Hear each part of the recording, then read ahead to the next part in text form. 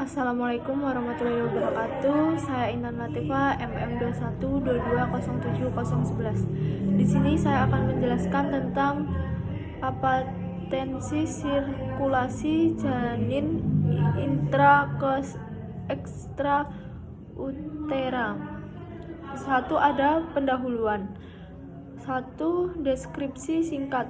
Secara umum, pokok bahan ini menjelaskan tentang adaptasi siklus janin dari intra ke ekstrauteran. 2. Ada manfaat dan referensi. Setelah menyelesaikan praktikum ini, mahasiswa diberapa mampu A. Menjelaskan siklus janin sebelum lahir dan intrauterin. B. Ada menjelaskan siklus janin setelah lahir ekstrauterin. B. Ada penyajian. 1. Ada materi. A. Siklus janin sebelum lahir dan intrauterin. Darah dari plasenta memiliki saturasi oksigen siklus 80% akan kembali ke janin melalui vena umbilicus. Magnesium silicate di dalam ductus venosus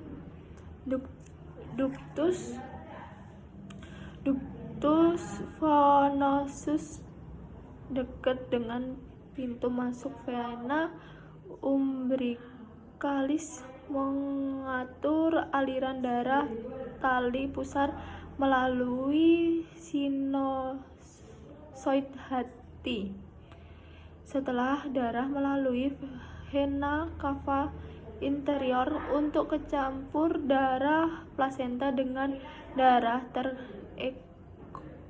teredukasi yang kembali dari ekstremita bawah darah plasenta masa ke atrium kanan. Sebagai kecil, darah tidak dapat melewati jalur tersebut karena terhambat oleh tepi bawah seperti sekunder dan crista divinda dan defindes, dan tetap berada pada arterium kanan. Disinilah terjadi pencampuran darah dengan darah terdesaturasi yang kembali dari kepala lengan melalui vena cava superior. Habis itu darah tersaturasi dari vena cava superior melalui ventrikel kanan ke dalam turcus pulmonalis. Selama kehidupan janin telah di dalam pembuahan darah paru sehingga tinggi, sehingga sebagai besar darah akan mengalami langsung ke ductus arterius ke dalam aorta descendens yang sebagai tempat percampuran darah dengan darah dari bagian bronkial artera.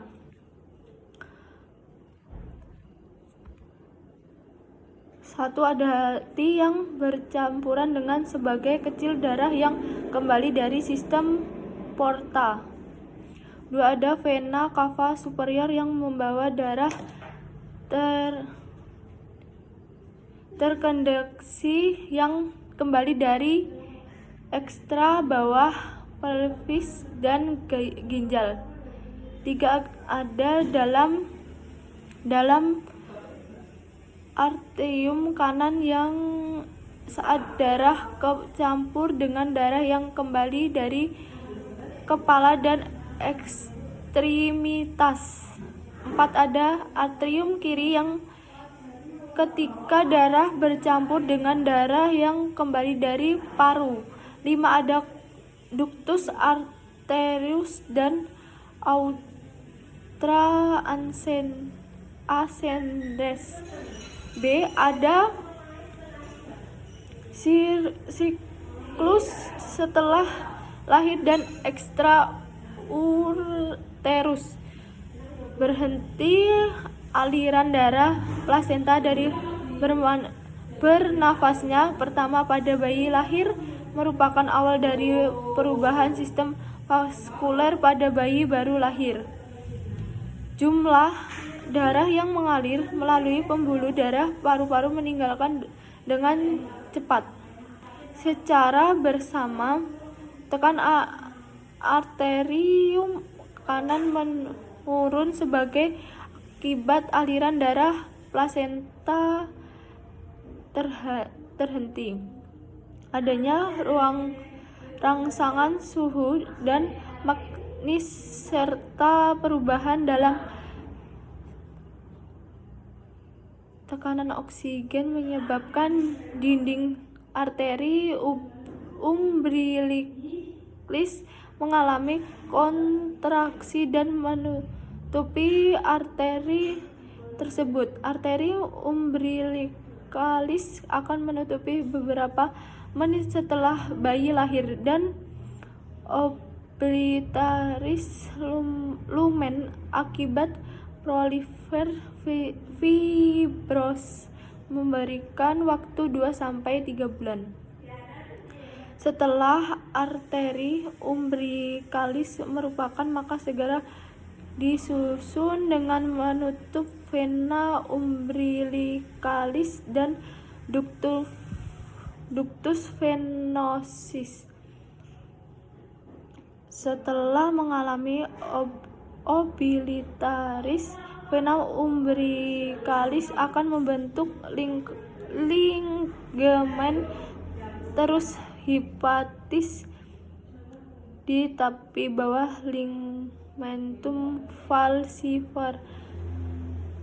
Kontraksi pada dinding otak ductus arterius menyebabkan menutupnya ductus tersebut setelah lahir sebagai perantara oleh bradikin yang merupakan zat yang dikeluarkan oleh paru-paru dan awal pengubah paru-paru. Hasil dari obliteris disebut dengan ligamentum arterium. Sekian dari saya. Wassalamualaikum warahmatullahi wabarakatuh. Terima kasih.